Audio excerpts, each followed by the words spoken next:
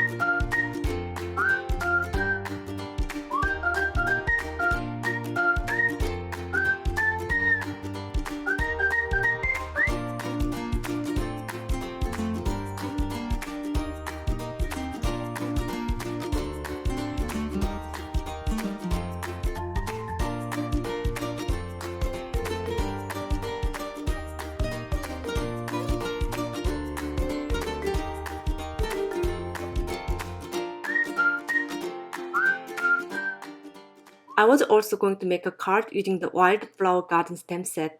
Then I ended up making a card focusing on the Sweet Rose Bouquet stamp and die sets. My inspiration came from these cards I created. I took some color combination of my floral images from the card on the left, and my ideas for the arrangement of images and sentiments and stencil background came from the card on the right. Since I already know I'm going to apply some embossing paste on the background, I'll be using Nina Solo White 120-pound cardstock. I recommend you use the heavyweight cardstock so it can hold the weight of embossing paste nicely. I'm cutting down my white cardstock into 4¼ inch by 5½ inches using my T-Mulch paper trimmer.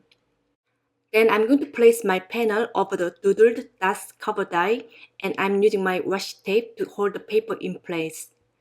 Next, I'll be running it through my Spellbinder's Platinum die cut machine. I'm using my paper piercing tool to poke out each die cut through the openings. If you don't have this piercing tool, you can use a tweezer or scissors, which has a sharp end. I'm taping down my Ranger craft mat with washi tape onto my cutting mat. This mat has a slick surface, so it's easy to clean, especially when you work with embossing paste. If you don't have this craft mat, you could just use a print paper or scrap paper underneath your project. You could glue two die-cut pieces together to make the stencil thicker if you want to, but I'm going to use one piece of my die-cut panel as a stencil. Depending on how thick your paper is, you'll be able to adjust the dimension of your embossing pasted background. I'm taping my stencil on the A2 size white panel using washi tape so the stencil won't move while pasting. I'm going to use range texture paste and double glimmer paste for stenciling. If you don't have texture paste or embossing paste, you could make your own at home. Just Google homemade embossing paste, then you could easily find tons of recipes. I used to make my own embossing paste using baking soda and white acrylic paint. It worked almost the same, even though it didn't smell good. I'll be picking up some paste with my spatula and I'm putting the lid back on the container right away because the embossing paste can dry out quickly. Then I'm going to mix the embossing paste and glimmer paste. If you don't have a spatula, you could use the plastic knife or expired credit card. I'm applying some embossing paste with a spatula over the stencil toward one direction. You can apply your embossing paste over the entire background or partial area. When you use the delicate stencil, you better take time to apply embossing paste. Because if you apply too fast, you may ruin your project as the embossing paste can smear under the stencil. I'm going to make sure to go over all of the surface with my spatula to make it smooth. So here is the most fun part. I'm going to lift the stencil straight up of the cardstock to reveal the stenciled image.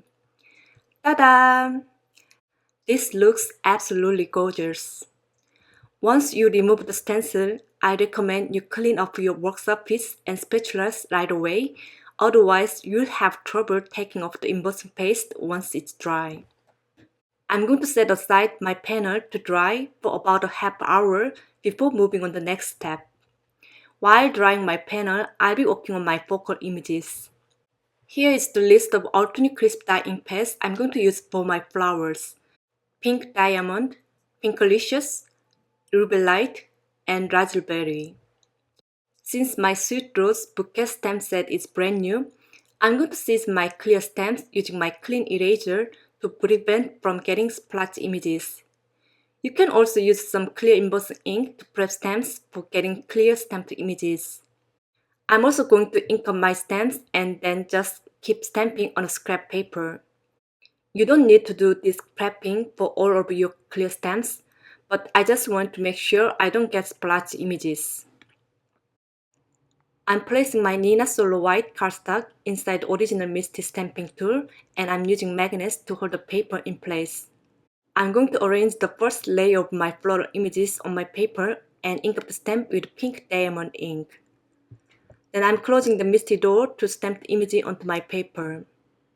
I'm going to stamp one more time to get a solid and intense impression.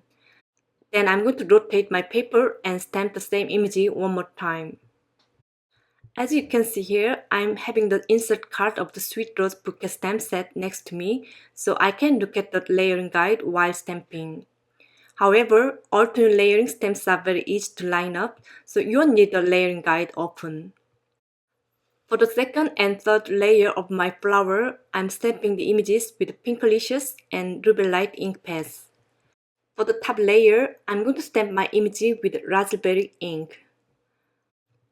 If you don't have this Misty stamping tool, you could use a regular acrylic block or stamp press for stamping. I'm just using my Misty here because I want to stamp multiple images at once to save my time. This stamping tool also helps me stamp images in a perfect placement and get a nice impression. For my lips, I decided to go with a gray color rather than choosing the typical green color. If you are struggling with choosing the color scheme for your flower projects, you can go with any traditional color combo like red, yellow, and green. However, if you'd like to step up your designs to the next level, I recommend you go outside your comfort zone by adding one of the achromatic colors like gray or indigo to your color combination. Small change will make a big difference. Once my stamping is done, I'm going to do some die cutting. I'm pulling out my dies from the Sweet Rose Bouquet die set and snip apart my dies and trim off the little metal tabs using the wire cutter. I'm going to place my dies and secure them on my stamped panel using washi tape so that they won't move while die cutting. After placing my dies and paper between cutting plates, I'll be running them through my Spellbinder's Platinum die cut machine. By the way, I'm using a small plastic tray to store my dies and die cuts in one place. That way, I can find them quickly and I can also prevent from losing them while I'm working on my project on my messy desk. I also stamped my floral images in yellow. Again, I used Altenew crisp dye ink pads, citrus burst, fresh lemon, maple yellow, and honey drizzle. Since I didn't like the look of my shimmery paste background, I decided to create another panel. This time, I only applied embossing paste over the stencil. I'm cutting down my embossed panel into 4¼ inch by 5½ inches using my Tmall's paper trimmer. Then I'll be mounting my panel on an A2 size white top folding card base using double-sided tape. I'm going to fussy cut a clustered image of flowers and leaves using scissors. I'm cutting slightly outside of the stamped images to leave some white areas. I'm going to arrange my flower piece on my card front. I decided to mount the die-cut flowers and leaves over the stamped images using 3M foam tape to add some dimension. This is also a great way to hide your mistake when you have a stamping mistake on your images. Next, I'm going to work on my sentiment. Here is my plastic container full of sentiment leftovers. I store all of them in one place for future projects. But that's also useful when I'm not sure which type of sentiment will go with my card design.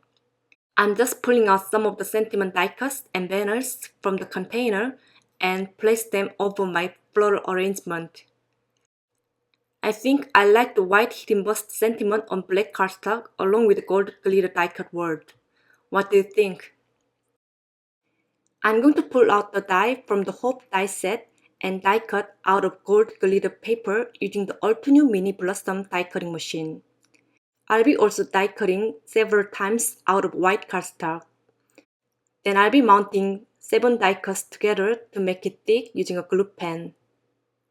Making a chipboard sentiment takes time, but it creates a big difference once you place it on your card because it adds extra dimension and interest to your sentiment. I'm going to pull out 3 sentiment stamps from the Hope stamp set. I'm prepping a piece of black cardstock with anti-static powder bag to prevent any stray powder from sticking to unwanted areas while heat embossing. I'm going to ink up my stamps with Altenew embossing ink and stamp them on the paper. While the ink is still wet, I'm going to sprinkle some Altenew pure white embossing powder over the sentiments and tap the excess powder off my paper. I'm going to preheat my embossing tool for about 10 seconds until it reaches its maximum temperature. Then I'll heat set my sentiments until they are completely melted. Next, I'm going to trim my sentiment into a thin strip using a craft knife and ruler. I'm using my favorite ruler, which is a stainless edge grid ruler. It helps me with cutting out the paper without damaging the edge of my ruler. Now it's time to assemble my card. I'm going to mount my flowers and leaves on the card front using Altenew glue tape. Then I'll be adding my die cut word on the bottom of my card front using a glue pen. I'm finishing off my card by mounting the sentiment strip banner above the die cut word using 3M foam tape to give some dimension. I'm using my T-square ruler to place my sentiment banner in straight. I'm going to share 3 versions of my card with different color combo at the end of my video, so don't forget to leave a comment below which card you like the best. Before I go, I'm going to pull my iPhone camera back to show you how my craft desk looked like off the camera. It seems you guys like to see my messy desk, so I decided to include in today's video again. Since I placed my wooden cubes on my craft desk for organizing my ink pads, I don't have much space on my desk. But I'm pretty happy about my workspace as it has enough space to work on my A2 size cards. That's all for today. If you like my video, please give it a thumbs up and subscribe to my YouTube channel. Thank you so much for watching. I'll see you next time with another video. Bye bye!